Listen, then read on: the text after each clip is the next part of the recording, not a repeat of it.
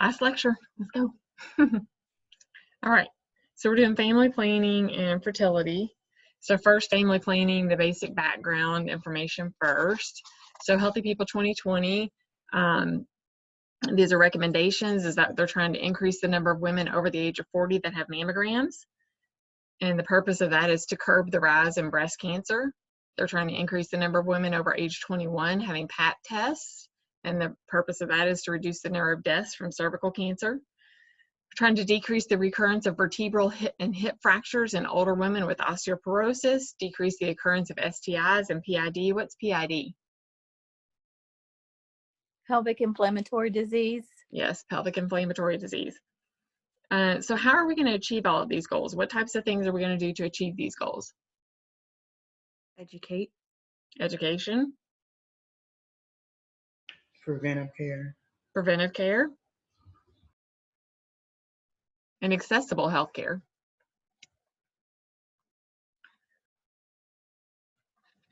All right, one of the first things is breast self-exams. Breast self-exams, who should do this? Who should do a breast self-exam? We should. Woman. Women of what age?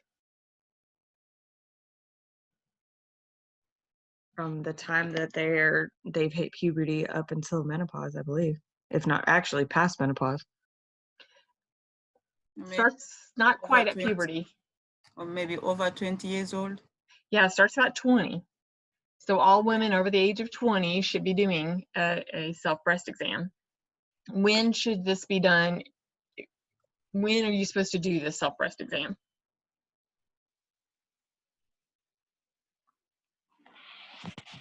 I mean, I do mine daily, so. Are you talking about? You are good, woman. Isn't it like once a month?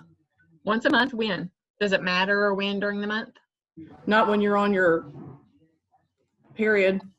Yeah, it should be done the 1 week after the start of your period.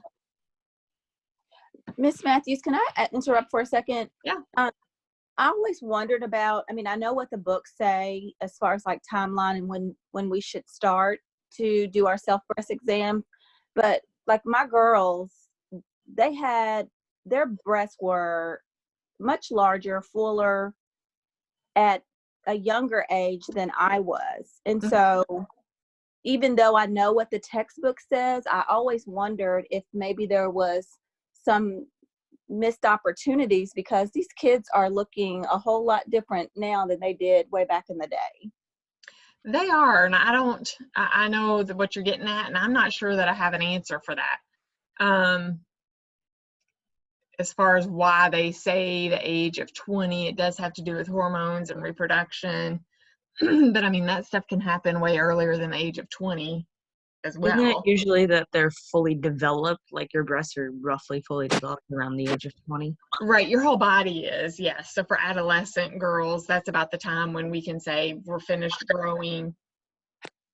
Well, my girls at 16, they had more butt boobs and attitude than I did.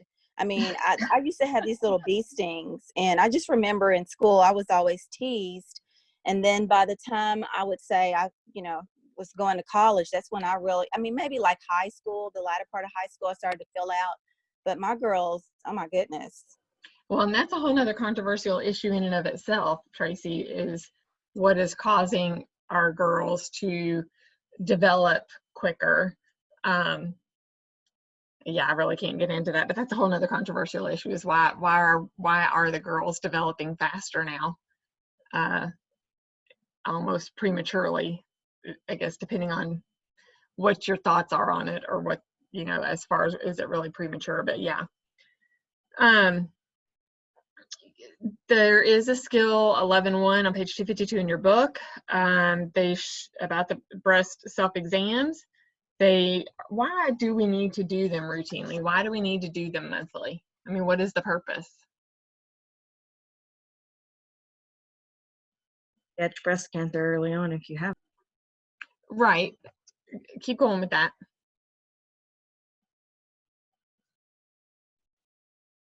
You're on the right track there, Cece. If we do it monthly, what do we know?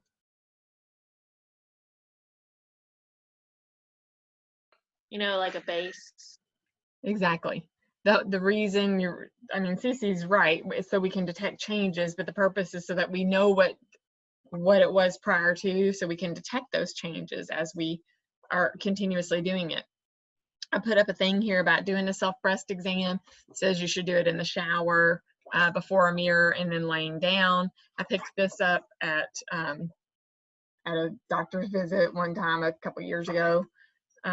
Self-breast awareness messages and how to perform a self-breast exam, get screened, know what's normal for you, make healthy lifestyle choices, and then it's showing you different changes that should be reported. Now, they have a lot of these oftentimes with a little hook on them, and they'll give them to you, or they'll have them at the doctor's offices, and you hook them in the shower to remind you to do this, you know, the self-breast exam once a month. They usually in the classroom ask how many of you actually do it. It's kind of hard to tell online here how many of you are doing it, and you really should do it. It is very beneficial, again, to get a baseline, if nothing else, so that you know when something is different.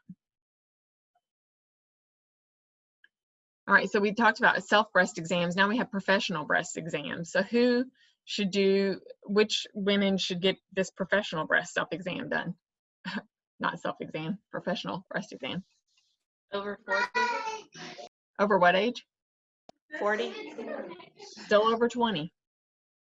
So at over 20, you're doing your breast self-exam, and then you need to be having professional breast exams done, women over the age of 20. And how often is this performed, this professional breast exam? Once a year. Once a year. So you should be doing your own breast exams once a month, self-breast exams once a month, hopefully to be able to detect any changes. And then you should be going in once a year and having professional breast exams done. Why do you need to go in and have a professional do a breast exam if you're doing your self-breast exams at home? And I've kind of given you the reason. There's because professionals have training and experience to identify suspicious breast masses. And this is where you guys are at a disadvantage, because normally in lab that we had last Thursday, I have some breasts that I put out and have you guys manipulate to see if you can find the lumps in the breast. There's some that are very obvious, very large masses, and there are others that are very, very tiny that you have to really know that they're in there to find. And that's why you do a professional breast exam on top of your self-breast exams, because they can potentially find things that you can't find on your own. All right, mammography. I love my little picture here. She says, yes, I did have my mammogram today. Why do you ask? Who should get mammograms? Which women should get mammograms?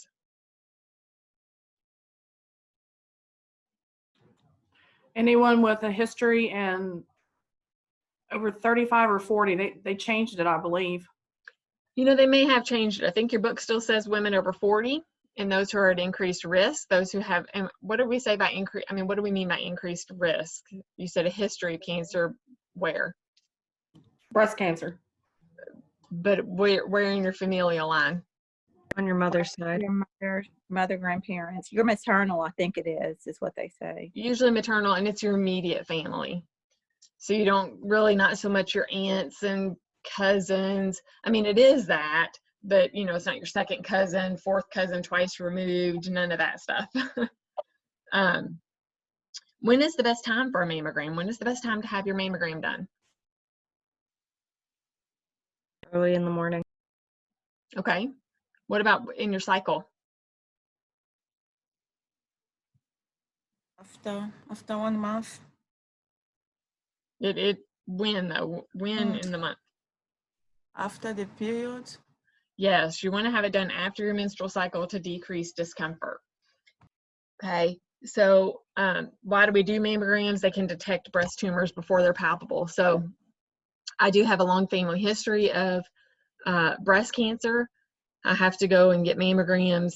I have a mammogram done every year, and then I have a breast MRI done every year, and they alternate. So, I mean, they don't alternate, but they happen once every 6 months. So once every 6 months, I have to go have something done.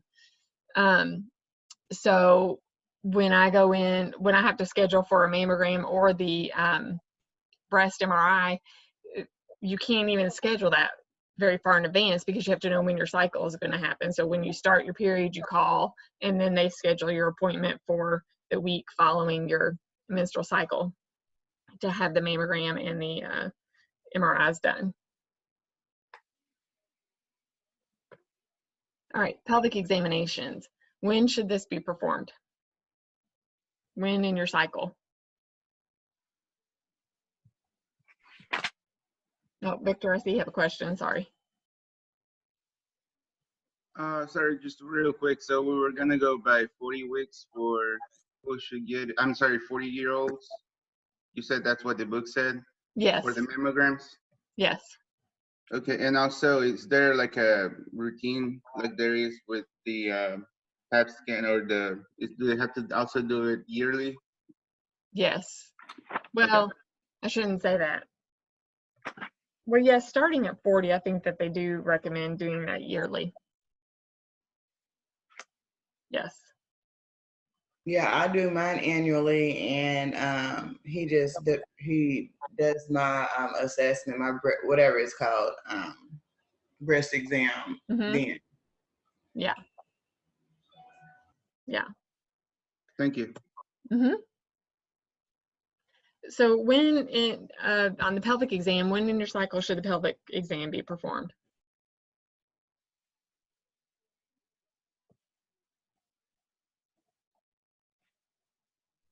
It's supposed to be a week after your cycle, The right? period. Yeah, I Right. mean, you want it to be done somewhere in between your menstrual cycles, preferably that week after your cycle. Are there special guidelines, things to do or not do before you have a pelvic exam? You don't use douches and you don't have sex within 48 hours. Exactly. No douches or no intercourse between at least 48 hours before your exam. And the reason for that is because it can alter the Pap smear testing. Okay. So why do we do pelvic exams? What is the benefit of having a pelvic exam done? Well, there's multiple benefits. I mean, you're checking for, well, my doctor checks for like STIs, they check for cervical cancer, they make sure that I am developed properly, more or less. Yeah. Yeah. So they're detecting any tumors or masses, any abnormal discharge. They are checking for any infections, whether that be STIs or anything else, and any unusual pain or discomfort. The Pap test, the Pap smear test screens for changes that may be precancerous.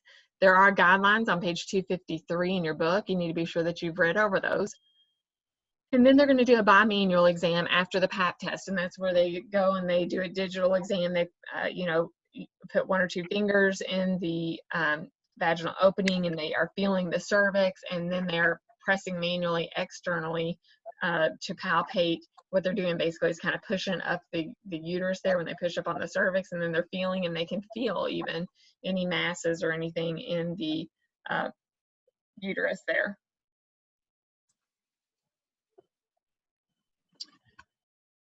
All right, menstrual disorders. Amenorrhea. The definition of amenorrhea is the absence of menstruation. You can have primary amenorrhea and secondary amenorrhea. What is the definition of primary amenorrhea?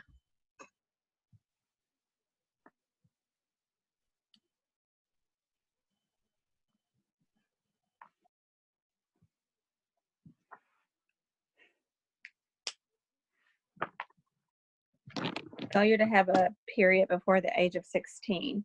Right, failure to menstruate before the age of 16 or by the age of 16. Then what is secondary amenorrhea?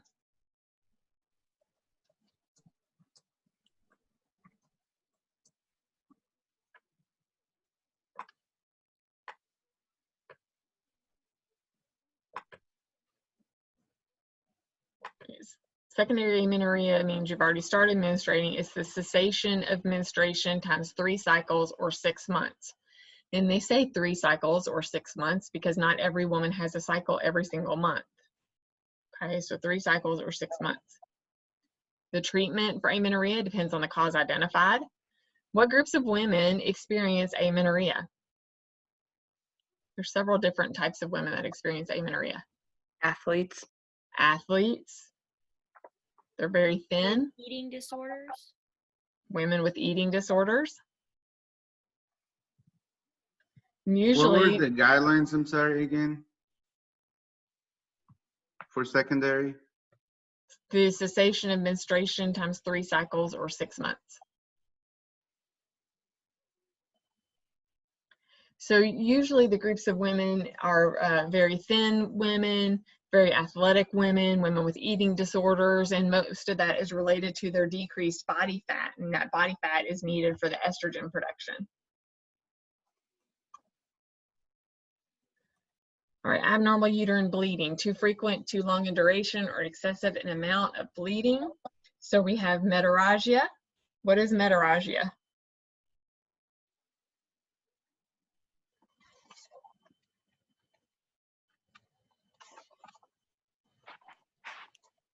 Heavy bleeding. No, that's actually menorrhagia. Menorrhagia, the next one is excessive bleeding. So metorrhagia is abnormal amounts or abnormal times in the cycle of bleeding. So bleeding at abnormal times in the cycle, or bleeding abnormal, it's normal amounts but abnormal times. Sorry, I think I misspoke that the first time. Normal amounts, abnormal times in the cycle. And menorrhagia is excessive bleeding. So what is the normal amount of estimated blood loss with your menstrual cycle?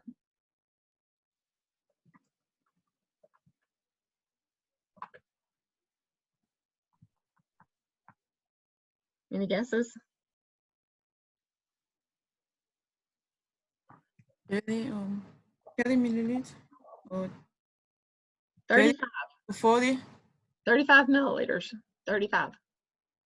It's really not that much. It seems like a whole lot more than that. All right, 35 milliliters, that's your normal average estimated blood loss. So what would be considered excessive? It don't say over 35 because not over, it is over 35, but there is a number.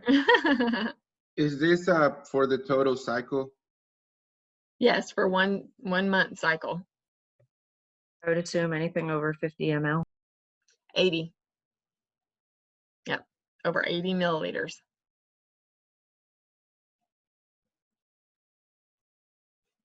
Yeah.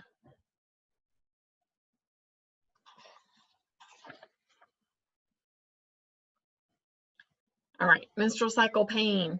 We've got Mittelschmerz. Mittelschmerz is pain that occurs around the time of ovulation. I just love these words. These are German words, Mittelschmerz. And we've got dysmenorrhea. These are cramps soon after the onset of menses, and you have primary and secondary dysmenorrhea. So primary dysmenorrhea means that there are no pelvic abnormalities causing the dysmenorrhea. Obviously, that means then secondary dysmenorrhea means that there is a pathological condition identified. So this would be things like endometriosis, pelvic inflammatory disease. These are examples of secondary dysmenorrhea. All right, dysmenorrhea is a leading cause, or what is the leading cause of short-term recurrent school absenteeism in adolescent girls? It is dysmenorrhea, but is it primary or secondary dysmenorrhea? Primary. Primary dysmenorrhea. Yeah. And this pain can be, you know, in the lower abdomen, lower back, down the legs. Women can have nausea and vomiting, diarrhea with their menstrual cycles. It can be miserable. All right, endometriosis. This is tissue resembling the endometrium that's outside of the uterus.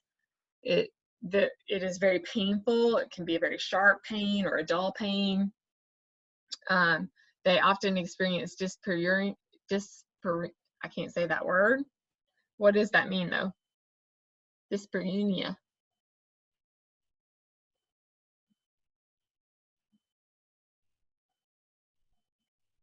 Can it be also a painful intercourse? Yes, painful intercourse. And it is one of the causes for infertility, and I do think that was mentioned by our group that did infertility. I think they mentioned endometriosis. All right, family planning, contraception. This is on page 260. See the nurse's role in family planning. So we have 5 classifications for contraception: natural family planning, temporary contraception, emergency contraception, unreliable contraception, and permanent contraception. So we're going to break those down. The natural family planning is things like basal body temperature, cervical mucus, calendar or rhythm method, and the Marquette method. Temporary contraception is abstinence, hormonal contraceptives, and barrier methods. Then we have emergency contraception and unreliable contraception, things like withdrawal, douching, and breastfeeding. And then we have permanent contraception. So natural family planning, that was the first one, is learning to identify the signs and symptoms associated with ovulation. So we learned in the very beginning that the ovum are viable up to how long after ovulation?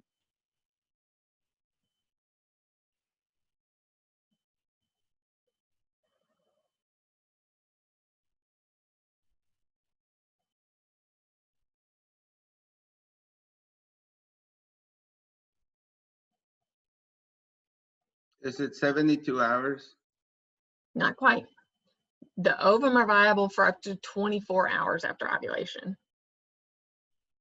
How long are the sperm viable in the fallopian tube? 3 days. 48 to 72 hours. All right. Natural family planning is widely accepted among most religions. However, it does have a very high failure rate of about 20%.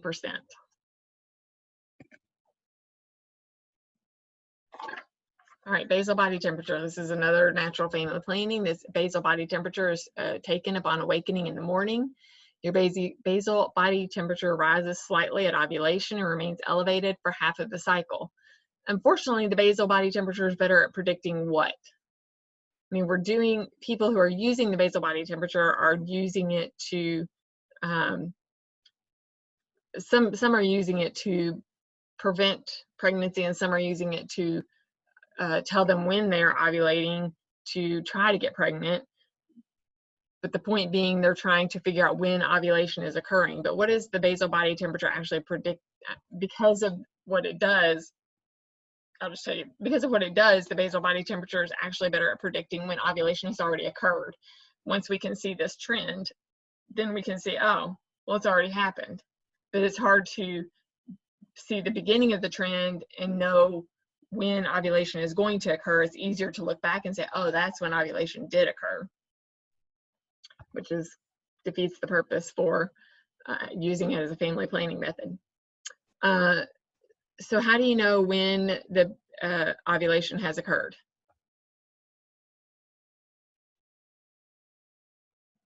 Based on the basal body temperature. When it's elevated and stays elevated? Right, you'll have an increased basal body temperature, usually the last 14 days of the cycle. Many factors do interfere with the accuracy of a basal body temperature: poor sleep, illness, jet lag, sleeping in late, alcohol intake. I mean, tons of things interfere with doing this basal body temperature method and trying to keep track of it.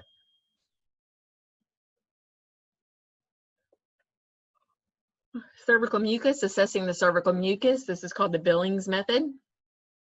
As ovulation nears, what happens to the cervical mucus? What characteristics? It becomes thicker. Not thicker. Thinner. Becomes thinner. As ovulation nears, the cervical mucus increases and it becomes much more thin and slippery to aid in the passage of the sperm. And then we have this thing called spin-barkey. This is another word. I just like this word, spin-barkey. But what it is actually, it is a measurement. It measures the stretching characteristic of the mucus here. So that's what they're doing over here in this picture. They're measuring the characteristic of the mucus. It should be able to stretch it approximately 6 centimeters. All right, in your book on page 261, figure 11.2 talks about this method, the Billings method.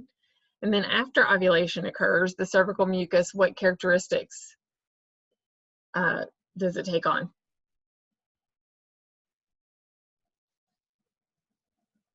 It's like a sticky, thick, and white, isn't it? Right, it becomes much thicker, stickier after ovulation has already occurred.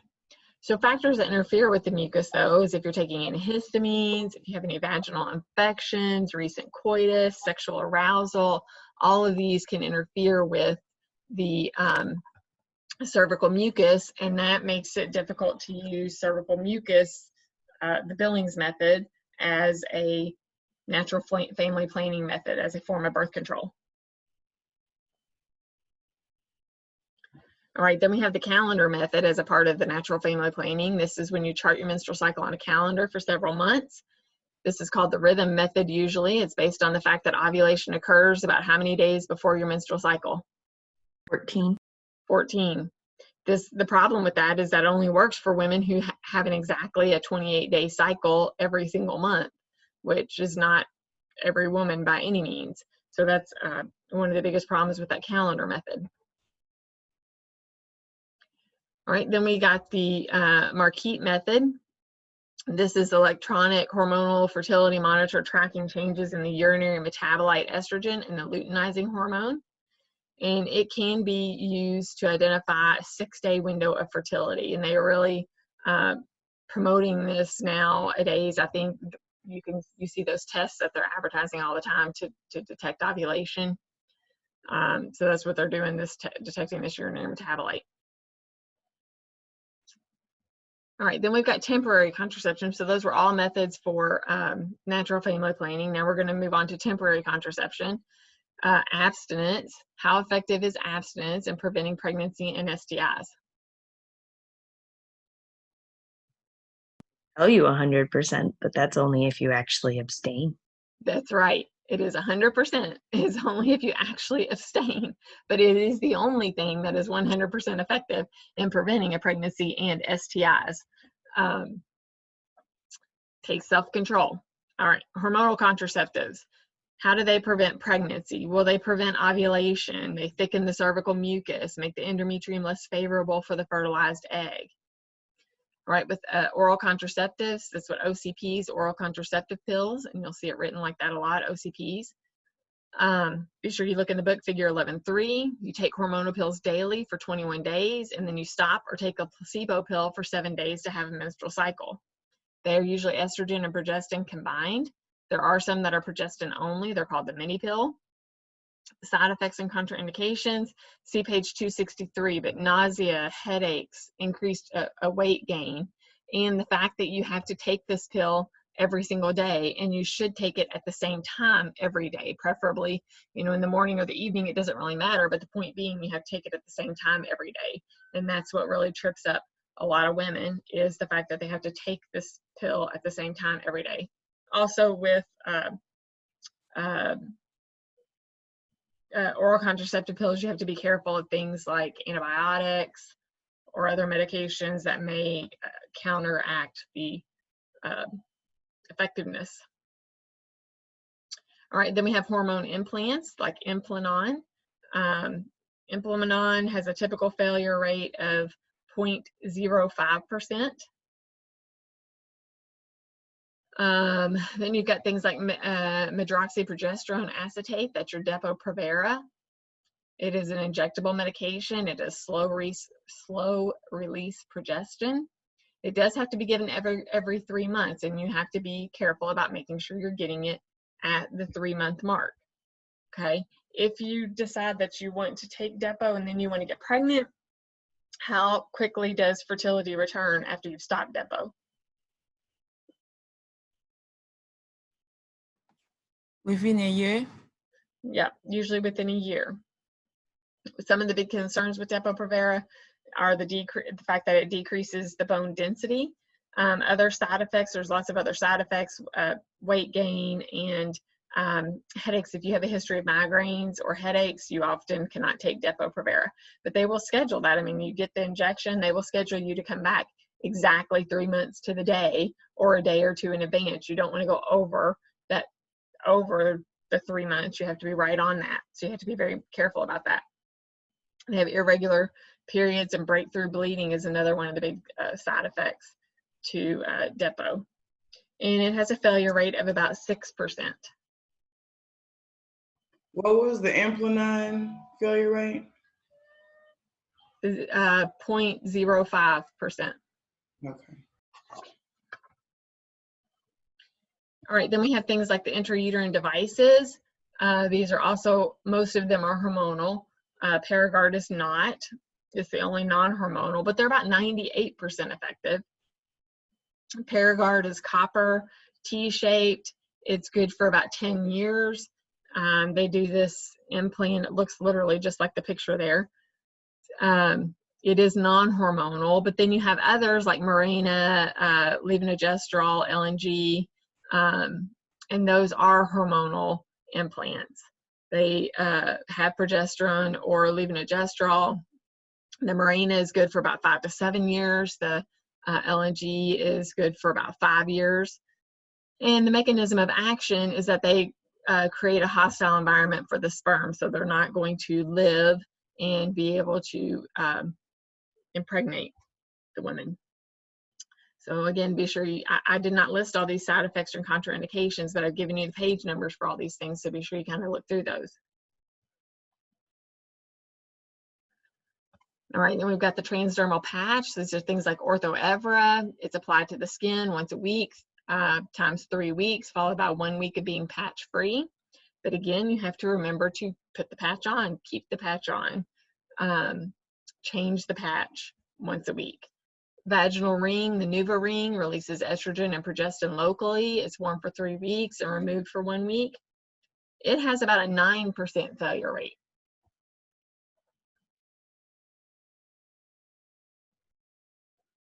All right, then we've got barrier methods. This was, I think, the third option or topic. So how do barrier methods work? Basically, they block the entrance of sperm into the cervix. This is done by using a diaphragm or a cervical cap. Be sure you see that skill 11.2 in your book. Failure rate for diaphragm is about 12%.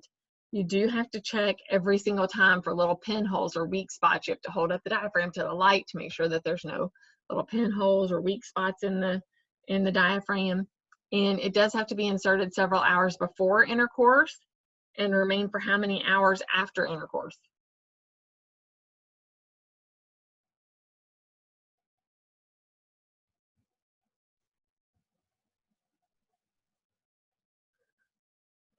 Would it What do be you- 48, 72?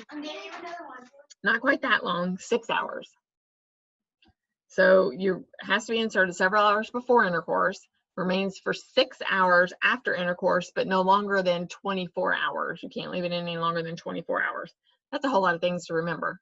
I mean, you have to put it in, before intercourse, keep it in for 6 hours, take it out before 24 hours after intercourse. You got to be on a planned schedule there.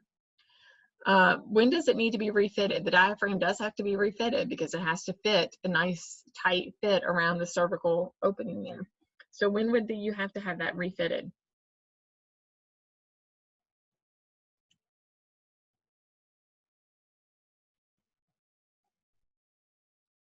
Every 6 months.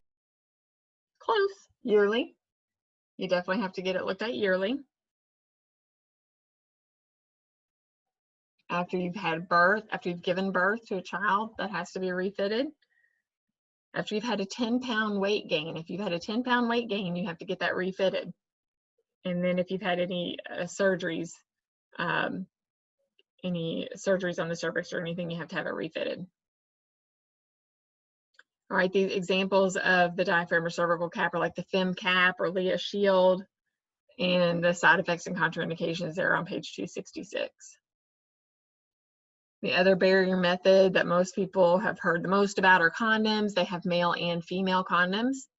Male condoms collect the semen before, during, and after ejaculation. Which condoms provide protection from HIV and STIs? Which type? Latex. Latex. Which lubricants can you use with condoms? It depends, but usually petroleum based. Water soluble, yeah. So water soluble lubricants. Oil-based lubricants break down the latex, so there has to be a water soluble lubricant. Side effects are on page 266. What is the failure rate for condoms? Not like 50%. Not quite that high, but it's high. 18%. 18%. And I always talk about, I always say I'm going to throw it in there, and I haven't done it yet. I guess I haven't found it. The Friends episode when Rachel finds out she's pregnant and Ross is explaining to Joey.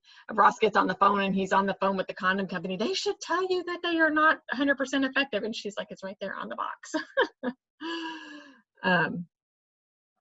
Anyway, only condoms, male and female condoms, provide protection against STIs.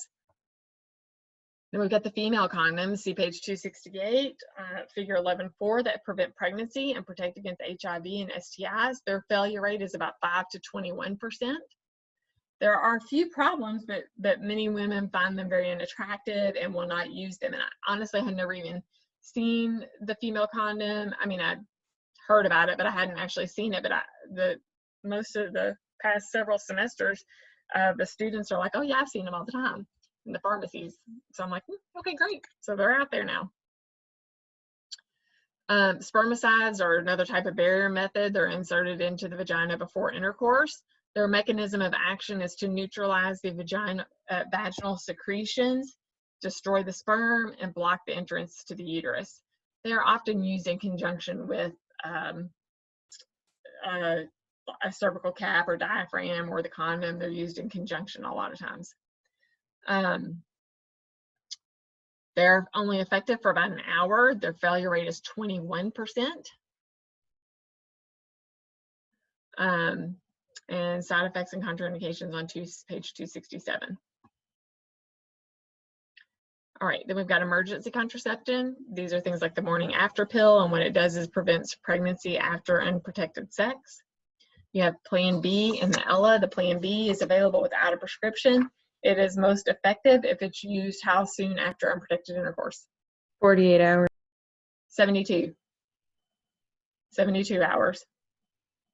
The woman's weight does matter, though. It may not be effective if the woman weighs more than 165 pounds. That's not that heavy. Ella requires a prescription. The mechanism of action for Ella is that it actually prolongs ovulation, and it can be taken how long after unprotected sex?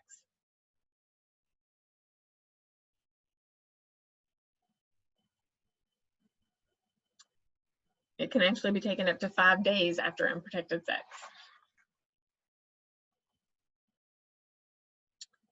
All right, then we've got unreliable contraception methods. This is withdrawal or coitus interruptus, is withdrawing the penis before ejaculation occurs. The problem with this method is that most men don't have this much control, and the fact that you have pre-ejaculatory secretions that have sperm in them. So he may still withdraw prior to ejaculation, but there are pre-ejaculatory secretions that do have sperm. So even if he does withdraw, she can still get pregnant. Victor, do you have a question? Yeah, I was wondering, what is the mechanism of the Plan B pill?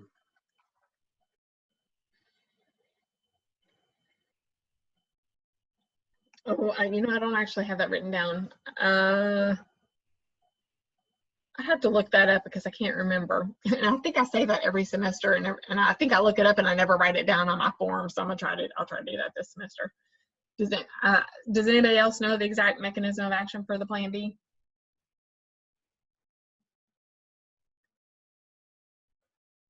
I'll have to get back with you, Victor. All right.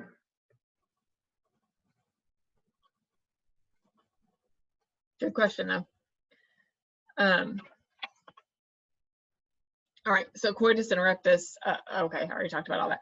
Douching is another one of the unreliable contraception methods. It can actually transport sperm rather than inhibit sperm. So women sometimes think that they can, after they've had sex, if they douche, they will wash the sperm out, but what they actually are doing is helping transport that sperm sometimes to help them become pregnant.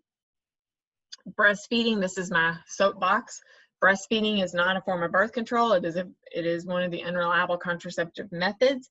Breastfeeding does often inhibit ovulation, but there are stipulations. You have to have 10 feedings within a 24-hour period, no supplementation, not giving any formula or water or anything like that, strictly breast milk, and at least 10 feedings in a 24-hour period. is a very, very unreliable method, very unreliable. All right, ovulation precedes menstruation. So women think, well, I haven't had a period yet, so I'm safe. But ovulation precedes menstruation. So you're not going to have that period yet before you're going to ovulate before you have that cycle. So you can absolutely 100% become pregnant while you're breastfeeding.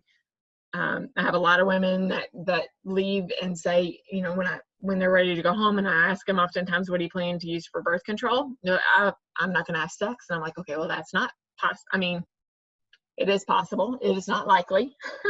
So in reality, what are you going to use for birth control? Well, I'm breastfeeding. My friend said that that's a form of birth control. No, that's not a form of birth control. You need something else. You have to use something else. Okay. That's a really good teaching opportunity.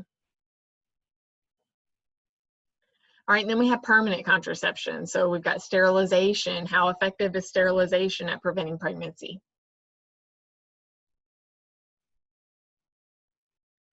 %100%. Almost 100%. Not quite, but almost. The disadvantage is that it is permanent, although you can have reversals. If you have a tubal reversal or a vasectomy reversal, there's no guarantee that the parts are going to work the way they're supposed to, but you can have a reversal, and some people can get pregnant again after that. So the two types of permanent contraception is a vasectomy for the male, and that's when they make an incision on each side of the scrotum, and they go in and they cut the vas deferens. And how long how long is it after the vasectomy until you can use the vasectomy as the only form of birth control? Isn't it like 6 months? Close, about 1 to 3 months, but there's a stipulation on it. What do you have to do?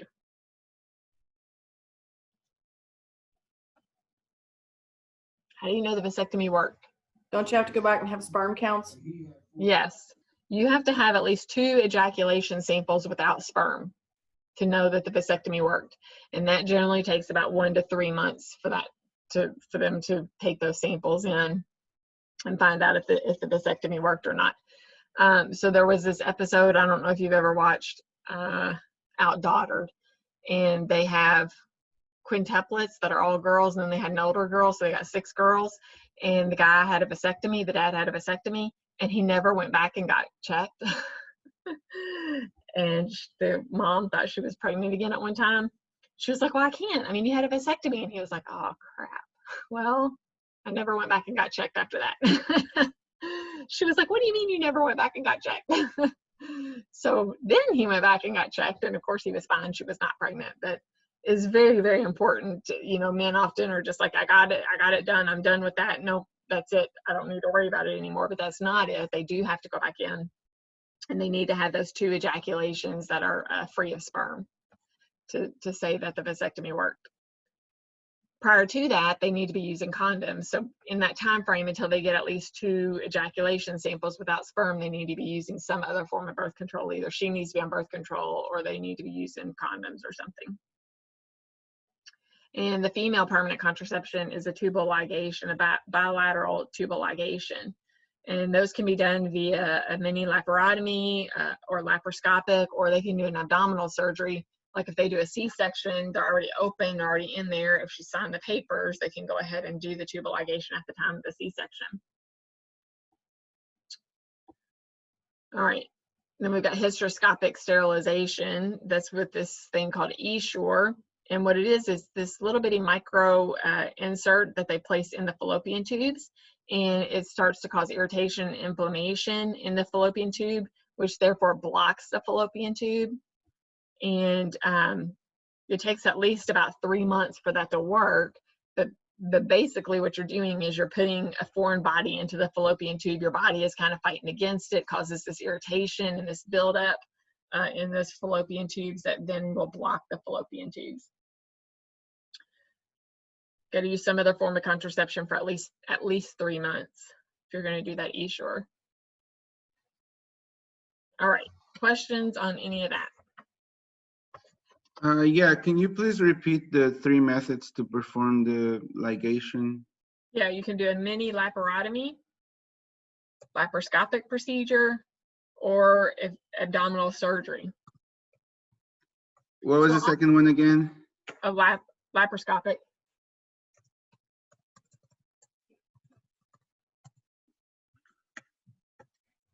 So many of the women who've already signed the papers want to have the tubal ligation, had a vaginal delivery on the second day postpartum, they will be sent back for a tubal ligation, and they will have this little bitty incision made right at the level, right at the umbilicus. They'll make a little incision, and they will go in laparoscopic there and do the tubal that way with spinal anesthesia. Cool. And what is the mini laparotomy like?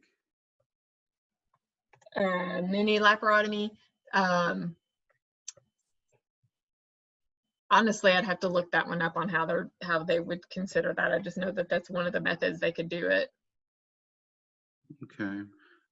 Would you mind telling me the second blank on slide 23? I missed it. What was the question?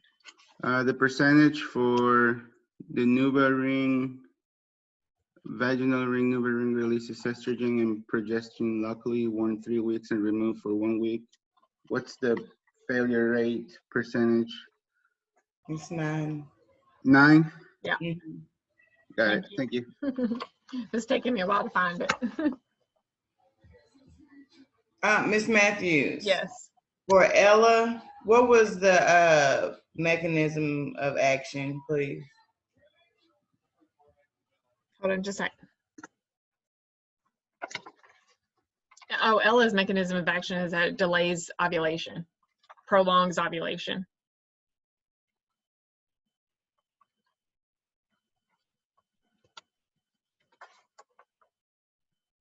Miss Matthews. Yeah. So the Ella is not like, is it a morning after pill then? It is like that, yes, but it can be taken up to 5 days postpartum. Right Up to after. Yes, versus the Plan B, which is done, can only be taken up to 72 hours post. And why do you have to have a prescription for that one and not for the Plan B? That's a good question. I don't know the answer to that at all. I don't know why you don't. Well, Right. I need to be careful about what I say, but Proactive instead of reactive. I don't know the answer. Okay. Sorry about that. Let me see.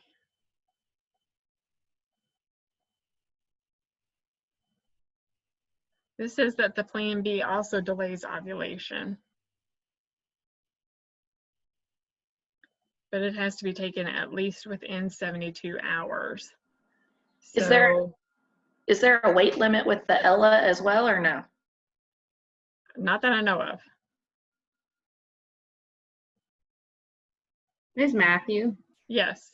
So with the weight limit for Plan B, so can those women like that are like above that weight, can they not take Plan B at all? Like it won't work on them? Like, oh, okay. Yeah, well, I mean, they could, but it's not likely to be effective. Oh. So I just looked it up because I don't know these are really good questions that I don't know the answers to. It says Plan B contains levonorgestrel and Ella contains something called ulipristal. And levonorgestrel is progestin only, similar to birth control pills. So Plan B stops the ovaries from releasing the eggs and prevents sperm from reaching and fertilizing any existing eggs.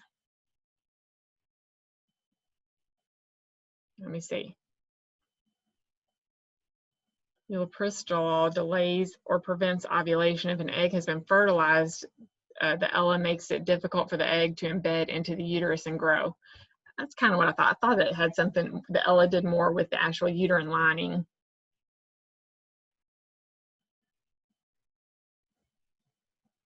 Does not say why you have to have a prescription for Ella.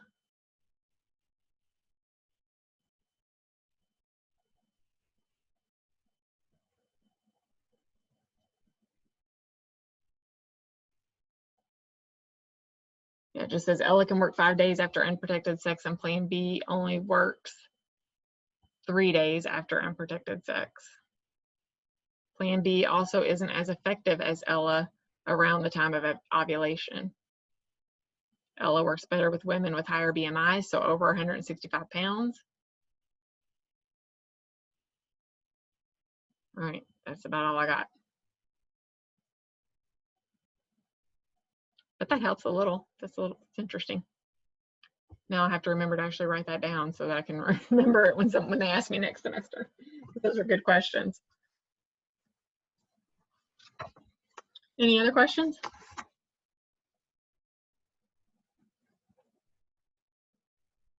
All right, so we are moving on to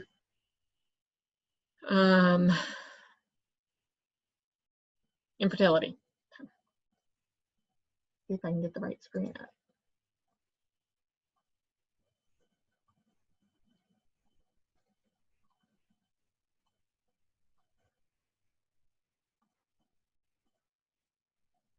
Let's take a 5-minute break here. That just gives us a little bit of time to stretch and go to the bathroom, get a drink or whatever.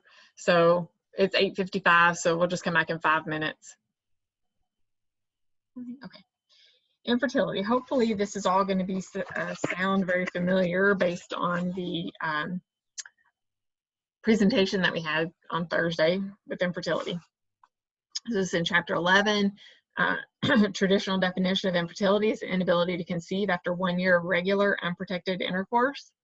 The modern definition, though, is the inability to conceive when desired. That's what people now say, oh, I'm having trouble with infertility. It's just because I can't conceive when desired. But the true medical definition is that you have been trying to conceive for 1 year with unprotected intercourse. We have primary and secondary, and they talked about this in their presentation. Primary, the couple is unable to conceive after 1 year of unprotected intercourse. Secondary, the couple is unable to conceive a second time after they've had one successful pregnancy. Ms. Matthews? Yeah. I have a question. So if someone says that they are, that they have infertility issues, but they've never actually tried, but they've also not tried, is that still considered primary? Even though, I mean, it's technically it was unprotected, but it was not ever anything that was scheduled. Do you know what I'm saying?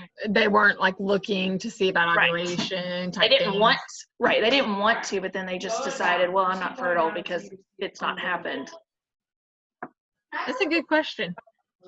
I don't know what that would be categorized. I don't know that that would be categorized as any type of infertility, to be honest. I mean, that's the whole thing with infertility. You also have to make sure, and we'll talk about that as we go through here, it's got to be more than just, you know, having sex, you know, once a month also, or once a year or whatever, you know. Right. If you're trying to conceive after 1 year of unprotected intercourse, but you also have to be having regular intervals. So we'll talk about that as well a little bit as we keep going. Unsuccessful pregnancies, that's when the couple conceives, but they suffer repeated miscarriages or repeated losses of the pregnancy. Seeking infertility help. We need to seek infertility help because of delayed, or that people are seeking infertility help now because of delayed childbearing. We're delaying childbearing now more until the mid to late 30s when you have a natural decline in fertility for women. New treatments cause couples to reconsider the initiation of treatments. We have lots of treatment options that they talked about with us. We'll talk some more about it. So the assumption of fertility. Assuming fertility, most couples assume that they're fertile and spend many years trying what?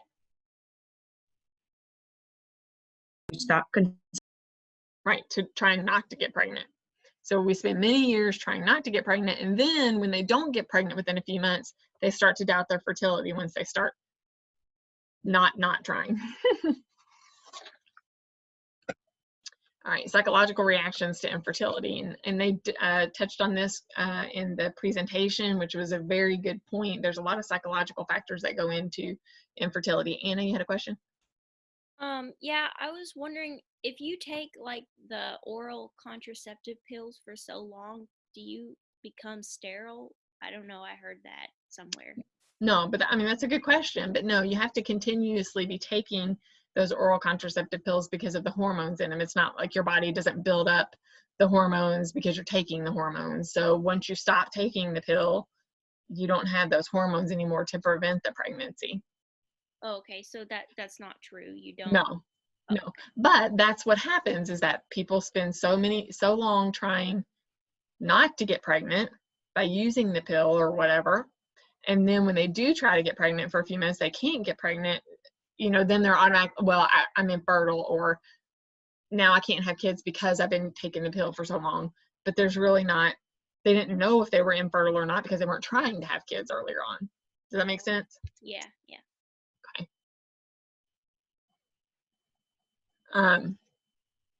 Shock is usually the first reaction. Then we have guilt, where the partner with the identified problem may feel guilty, or guilt over past experiences that now affect their fertility. But if they decided to have an elective abortion, or had an IUD implantation that caused some kind of scarring or problems in the reproductive organs, they may have guilt over that.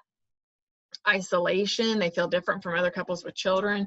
It is a very isolating feeling to want to have kids and to have a bunch of friends with kids, and then you don't have kids. It's a very isolating feeling.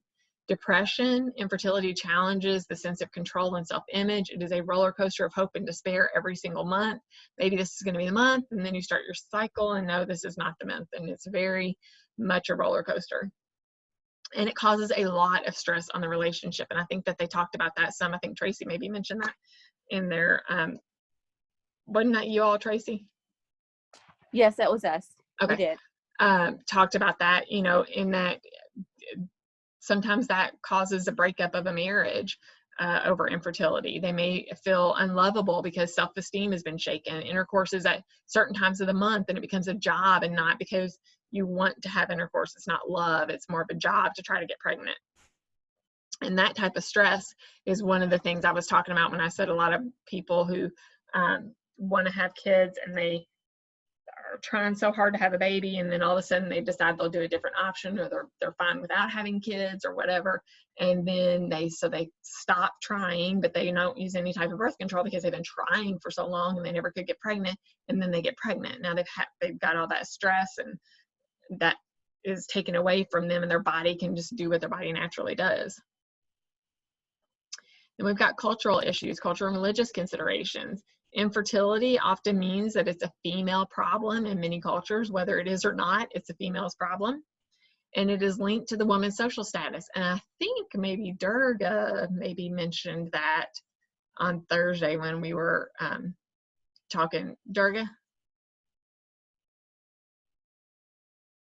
Oh, I don't know, because she's not there. Yes, I'm here. Were you talking about that?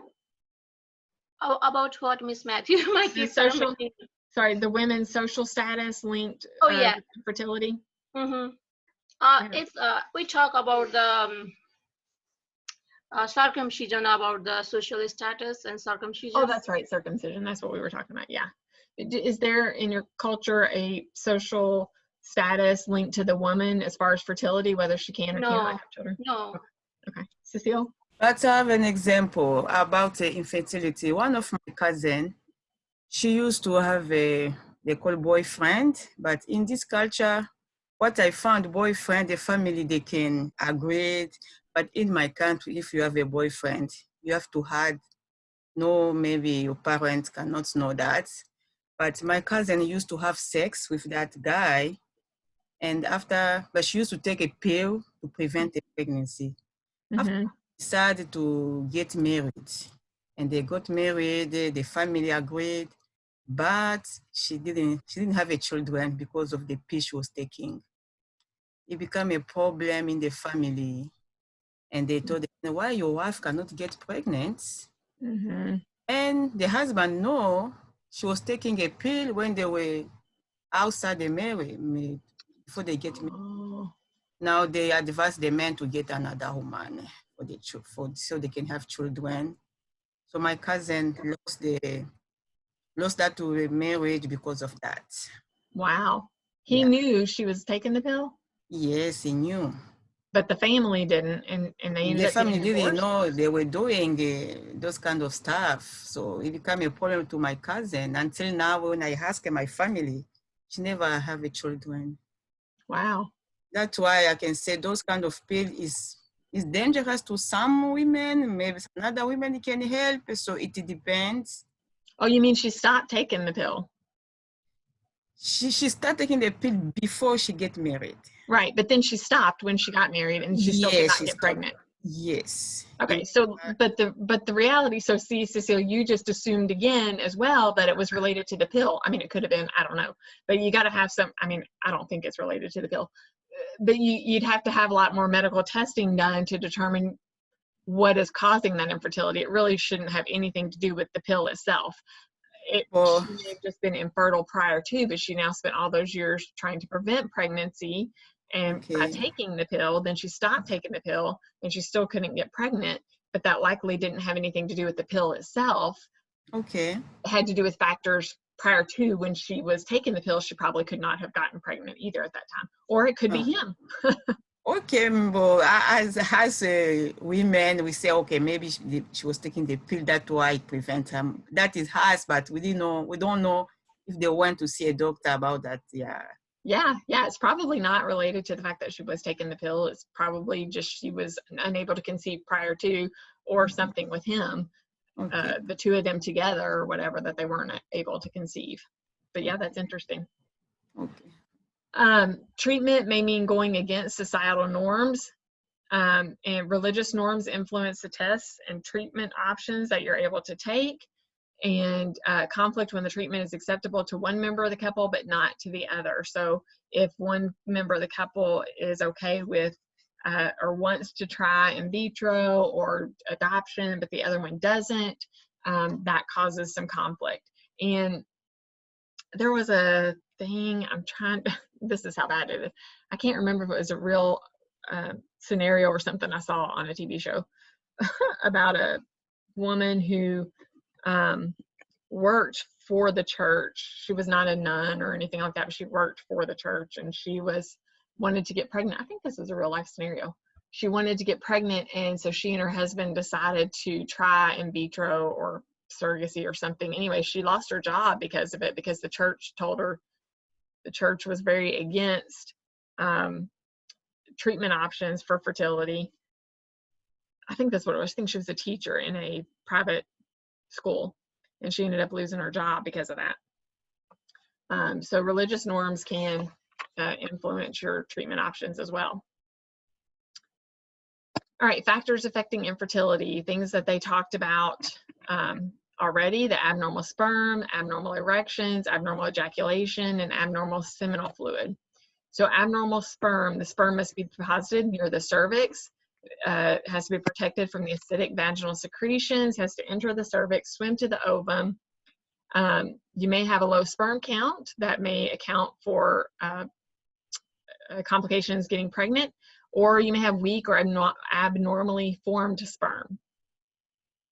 It interferes with things that can interfere with normal sperm formation are high scrotal temperature. So men who are in hot tubs or wearing those whitey tighties we talked about, you want to wear boxer briefs so that it's not all keeping your scrotum, your testes so close to the body and keeping them too warm. Abnormal hormones, infections, anatomic anomalies. So this is like a varicocele, where you have elevated temperatures, and it's usually only on the left side, of left varicocele, because of the way that the renal artery comes down. It's more dependent and causes more blood flow into that left testicle, and so we can have this varicocele. Now, men can have something performed called a varicocelectomy, where they will tie that off, but what happens sometimes is they get little feeders where they still have this increased blood supply, and they'll get these little feeder what am I trying to say? New capillaries will develop, I guess, and still have this increased blood flow into that testicle.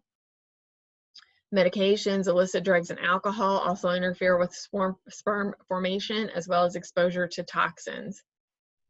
So things that can lower your sperm count: active contact sports, smoking, tight clothing, scrotal varicosities, and specific autoimmune diseases. Abnormal erections was the second thing, anything that impairs the nervous system function or blood flow to the penis. And patients who are taking antihypertensives and other medications may experience abnormal erections that can affect fertility. We can have abnormal ejaculations. So we can have something called a retrograde ejaculation. This is when the semen is released into the bladder rather than from the penis. Or if you have a man who has a hypospadias, so this is kind of going back. If you remember, we talked about even in first semester, a hypospadias and an epispadias. But a hypospadias is where we have the urethral opening on the underside of the penis. So if you have a hypospadias, the semen is then deposited closer to the vaginal outlet rather than up near the cervix. And we need to have that sperm deposited up near the cervix. Right, we can have abnormal seminal fluid. The seminal fluid carries the sperm into the vagina, but only sperm enters the cervix. So the seminal fluid helps carry the sperm through the vagina to the cervix, but only the sperm itself enters the cervix. The semen coagulates immediately after ejaculation and liquefies within 30 minutes for the sperm to swim. The seminal fluid cannot remain thick and must protect the sperm from the vaginal secretions. That's the purpose of the seminal fluid. Every time I see this, it reminds me of Italy. It looks like a boot. All right, female factors for infertility. Female fertility depends on regular production of normal ova, the path from the ovary to the uterus, and the endometrium to support the pregnancy. And we can have disorders of ovulation, abnormal fallopian tubes, abnormal uterus, cervix, and ovaries, and hormone abnormalities. So with disorders of ovulation, ovulation is balanced, timed interaction between the hypothalamus and what else? Ovary. Ovary. What else? The cervix? No, but you're close. I mean, you're thinking on the right Fallopian track. tubes. No, it's a gland.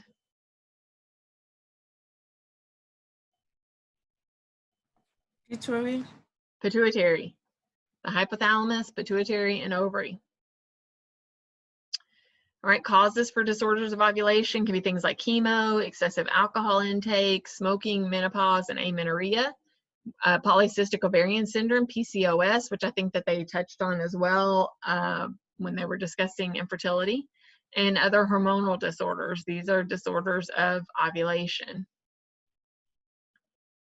All right, abnormal fallopian tubes can be an issue with the pelvic adhesions that result in blockage of the tubes. We can have infections like chlamydia and gonorrhea.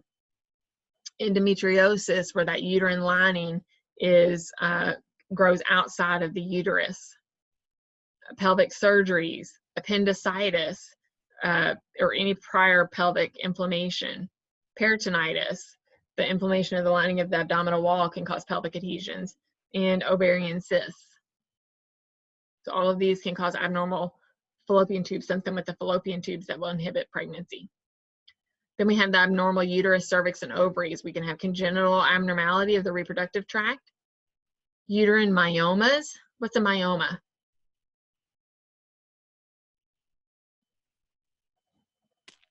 The tumor. What is it? I didn't hear you, Kelly. Or Tracy. Is it like a tumor? It is. It's a benign uterine muscle tumor. All right, PCOS, that polycystic ovarian syndrome, uterine fibroids, polyps, or adhesions, and the woman can actually develop antibodies against sperm. So then we have abnormal hormones that can interfere with ovulation, interfere with the proper uterine lining development. If the uterine lining is not developed and ready to take on that sperm and egg once they unite, we will not be able to carry the pregnancy, abnormalities in the amount or timing of necessary hormones for endometrium, ovum development and release, and support of conception. So there is a whole lot that goes into being able to have a viable pregnancy. Miss Matthews? Yeah. If someone is able to get pregnant but unable to keep the pregnancy, is that still considered, I mean, that wouldn't be infertility then. Well, it is infertility. It's still considered infertility? It is considered infertility. And at that point, they would be doing genetic testing to try to determine what maybe was causing the loss. And that's when we also talked about doing the cerclage. They would potentially do a cerclage at that time. They may be doing injections, hormonal injections, to try to make the uterine lining more favorable to try to keep the pregnancy. Yeah. On slide 20, are there treatments for all of those?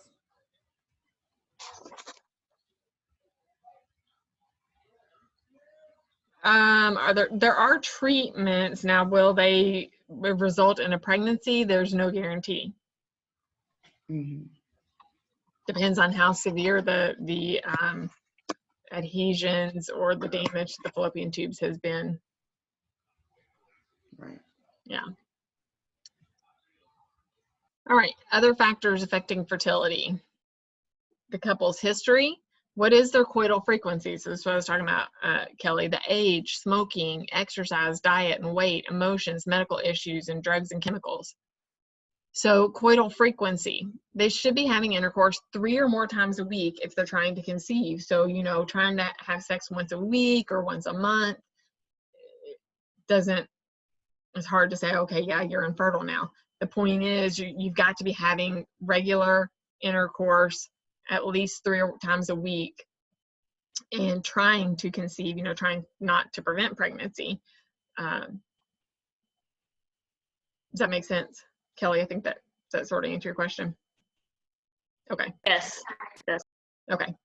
Age, decreased fertility after age of 35 in women. So that's when we have this advanced maternal age at 35. And I forgot, what did you all say it's called now? Aren't you all the ones that told me it's called something horrific? What did you all tell me? Something. What is it? It's a geriatric pregnancy. A geriatric pregnant? That just blows my mind. I would never we're considered geriatric pregnancy patients. Yeah, that blows my mind. Geriatric pregnancy. We just called it advanced maternal age. I like that a whole lot better. That's a lot nicer. A whole lot nicer. Smoking 15 or more cigarettes a day suppresses the immune system and has a loss of reproductive function. And we have increased risk of ectopic pregnancies related to decreased tubal motility with smoking. All right, exercise, diet, weight, emotion, and medical issues. So exercise, excessive exercise and weight loss causes decreased fertility. And we already talked about that with the athletes and those with eating disorders having not enough estrogen and having some amenorrhea. Low calorie diet, excessive weight loss, and then obese patients can have ovarian dysfunction. Emotion does not cause infertility, but it causes increased stress and anxiety. And so that's what I was talking about with people who are consumed with trying to get pregnant. And then all of a sudden they say, you know, just forget it, we'll just take a break. And then all of a sudden they get pregnant. Medical issues, pelvic adhesions from surgeries, Crohn's, ulcerative colitis, celiac, PID, and STIs are all factors affecting fertility. Drugs and chemicals, we've got chemo drugs. They now have the ovostoring treatments, which I talked to you a little bit about, I think on Thursday, about the cryo options, freezing the ova or freezing the eggs. And a lot of people do that, especially pre-chemo. And I think I told you, even I have seen some stories where parents are doing that with young children so that it, you know, in hopes of survival. And if the child wants to have children later on, they're freezing their eggs and sperm.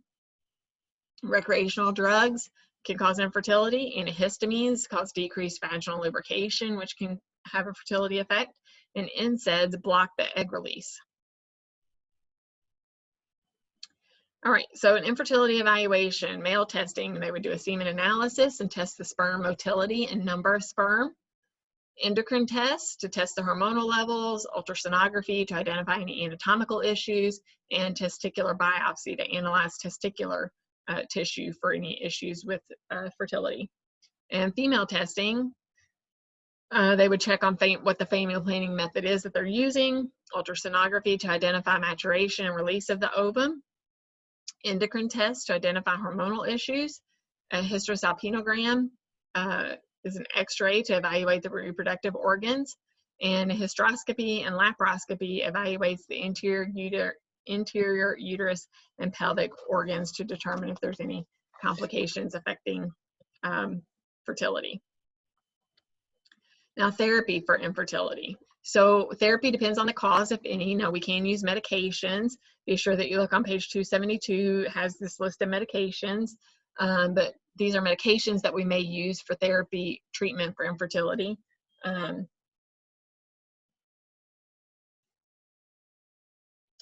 sorry. Bromocriptine or Parladel. This stimulates ovulation. Clomiphene or Clomid induces ovulation. Gonadotropin releasing hormones stimulates ovulation and testosterone in sperm. Leuprolide or Lupron decreases endometriosis. Minotropin stimulates ovulation and sperm production. Progesterone promotes implantation. Sildenafil or Viagra increases erectile function. And HCG or Pregnil stimulates ovulation and sperm production. So one of the things I wanted to say about these are these drugs like Parladel and Clomid or Bromocriptine and Clomiphene, Minotropin. Those drugs are going to stimulate ovulation, stimulate or induce ovulation. One of the reasons why we have this greater number of multiple gestation pregnancies now is because of some of these drug therapies that we're using for infertility. Because if we are stimulating or inducing ovulation, we are now going to release potentially many more eggs than just one egg at a time. It takes one sperm with one egg, but if we have released 3 eggs and 3 sperm get to those 3 different eggs, we now have triplets, right? Fraternal triplets. So that's part of the reason why we're seeing this increase in the multiple gestation pregnancies with our medical treatments and therapies, as well as when we do things like IVF, they are having so many eggs, they get so many eggs, and they may impregnate them with the sperm. If 8 of those eggs, they may get 8 of those eggs and go ahead and implant all 8 into the woman, hoping that a few will take. But what if all 8 of them take? Then we get into other complications. Victor? So if that medicine helps to increase the egg count, do people ever use it like for purposes that they want to have twins or that they want to have triplets? Well, it has to be prescribed, and they would not prescribe it just for that. Okay. They would have to have it. They would have this prescribed by the physician, and they would prescribe this only based on, again, for medical purposes, for insurance to cover anything, possibly.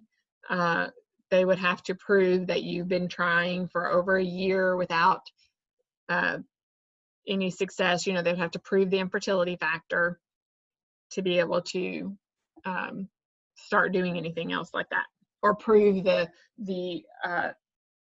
lack of ovulation. So women who have very sporadic cycles, not on this 28-day cycle, they may have one period every 2 months or whatever, then they may be at,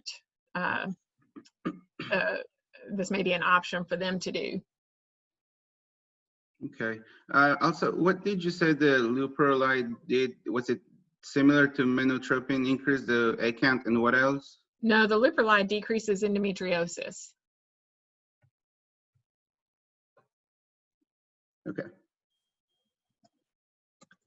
Okay, so anyway, that was one of the things I wanted to kind of mention about that, is one of the reasons why we have these increased multi-gestational pregnancies. But then kind of going forward on the next, with the reproductive therapies of IVF and GIFT and ZIFT, you know, we may have, like I said, we may get fertilized 8 eggs. I mean, this is what happened to the Octomom or whatever.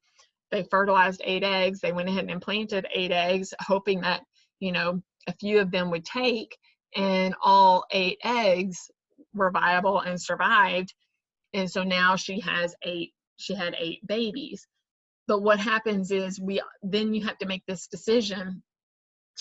One of the options for parents that do this is, if that many babies survive, you may have to do what's called a selective reduction, where you have to take out so many of those embryos to have a better chance for the ones that stay. Okay, so a lot of people were really bashing that physician who put in 8 fertilized eggs, because that was just way too many to begin with, in the assumption that would take. And so there's really kind of a lot of controversy now on that. How many eggs should you actually implant? You know, should they all take? You don't know if they're going to take or not. All right, still with the therapies, the surgery to correct any anatomical abnormalities, such as a varicocele. You can have a varicocelectomy where they tie that varicocele off, that increased blood flow. I've had women that have something called a bicornate uterus, where they actually have one uterus, but there's like a divider kind of in between them. So, you know, that may need to be worked on surgically. Therapeutic insemination, they may use a partner sperm or a donor sperm. Surrogate parenting, where the surrogate mother may donate only her uterus using the infertile couple's sperm and egg, or using her eggs and uterus and the couple's sperm. And so we kind of touched on that on Thursday as well with the surrogate parenting. Reproductive technology, this is the therapeutic insemination, in vitro fertilization. GIFT is that gamete, what is that again? I can't remember now. I think it is in vitro fertilization therapy or something. TET, ZIFT, that's zygote in vitro fertilization. Donor oocyte, surrogate mother, gestational surrogate, and ICSI. And these are all on page 273 in your book. So here's your IVF procedure and your GIFT. The sperm and the egg are placed into the fallopian tube with the GIFT to allow fertilization to actually take place in the fallopian tube, in the natural site. Excuse me. Whereas with IVF, they actually do the insemination. You know, they get the egg and the sperm, do the insemination, have it incubate, and then they transfer the embryo just right here into the uterus. They have to do this obviously under microscope. This is them inserting a sperm into an egg. All right, outcomes of infertility therapy. The goal obviously is to have a baby. This may occur as a result of infertility therapy or adoption. There are legal and ethical issues with donors and surrogates, many of which have been worked out. Now, you know, these are things that you don't know until you do them, but now they're not commonplace, but they're definitely not unheard of. And so now there are lots of legal and ethical binding agreements when this happens now. The nurses, however, must support the couples as they undergo diagnosis, therapy, and make decisions. It's very difficult for patients to make these decisions. It costs a lot of money. It is very overwhelming financially and emotionally for couples to go through this, whatever their choices are. We have to be very understanding and non-judgmental, and recommending any support groups that we can. All right. Any questions on that or comments? Any good stories for infertility? Yeah, actually, my future sister-in-law, she and her husband, like, she's wanted kids her entire life, and they've been trying for roughly 3 years now, and she was able to become pregnant once. Unfortunately, she had an SAB, and they've still been trying, but she doesn't seem as hopeful as she used to be. And she's still attempting, like, she's doing the fertility drugs, and she's trying to lose weight and eat healthier and everything, but it's like, it's almost like she's kind of lost hope in it, and it's really sad to see, because, like, she was one of those people growing up that's like, I always want a big family, and she wants these kids, and it's like, she even said, like, all these people that don't want kids, they're the ones having them, and all the ones that do want them can't have them. It is so hard. It is so hard being in that position and seeing all these people having kids that don't necessarily want them, accidental pregnancies, or that probably shouldn't have them. It is a very difficult, emotional, trying time for sure. I hate to hear that, Cece. Anybody else? My cousin actually, she has one of her fallopian tubes messed up or something's wrong with it, and so they were doing IVF for a long time. And about 3 years ago, they did two eggs implanted, and they went through, and she got pregnant, but then lost them at 22 weeks. And so then it was really hard for her. But then they decided to try one more time just with one egg. And so now her son just turned 1 this past Saturday. Oh, sounds good. Good. Yeah, you never know. I mean, you never know, like, what caused the miscarriage at 22 weeks, and you don't know. It's very difficult, and patients want answers, and we don't always have the answers because our bodies, I mean, really, when you think about it, the fact that we see the pregnancy so frequently is kind of amazing. I'll just be honest, because of all that the body has to go through to get pregnant and maintain a pregnancy. It is a miracle, really. And so, but it is very hard when you see people who have unwanted pregnancies, I guess, and then there's so many people that really want to have children, but there's no answer. It's not anyone's fault. But like in Cece's case, it tends to be more of an emotional, not issue, but the emotions could be very much playing a role in her fertility, and the fact that she's so, you get consumed with it. You get consumed with trying to get pregnant and having a baby and wanting that baby so bad, and that can really play, those emotions can really play a role based on stress. Yeah. Anybody else?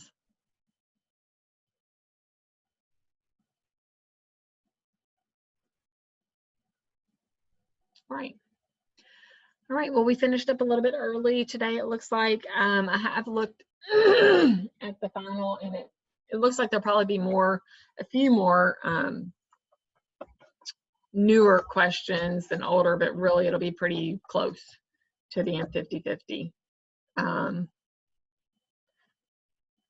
I don't even know what the right number would be, probably 60/40. 60/40 maybe, newer questions or newer content to older content. Based on what I've looked at anyway. That doesn't mean that I don't want to be held to that standard 100%, because that was just in my quick review. Miss Matthews? Uh-huh. So there are 75 questions? Yes. Okay. When you said 60/40, I was like, wait, 60 questions of... Oh, no, I meant percentage. Oh, okay. Sorry. That's okay. 60/40 percentage of those 75. Yeah. All right. If you guys don't have any other questions, I will let you go and see you guys tomorrow, I guess, or some of you anyway, for lab tomorrow afternoon. All right, thank Oh, you. and don't you all have an assignment due on Thursday, right? From last Thursday, and your quiz is opened up this morning. And it'll be up until Wednesday. And you won't get grades for that. I'll have to hand grade that quiz as well, like I did the last one. Okay? Thank you. All right. You're welcome. Have a good day.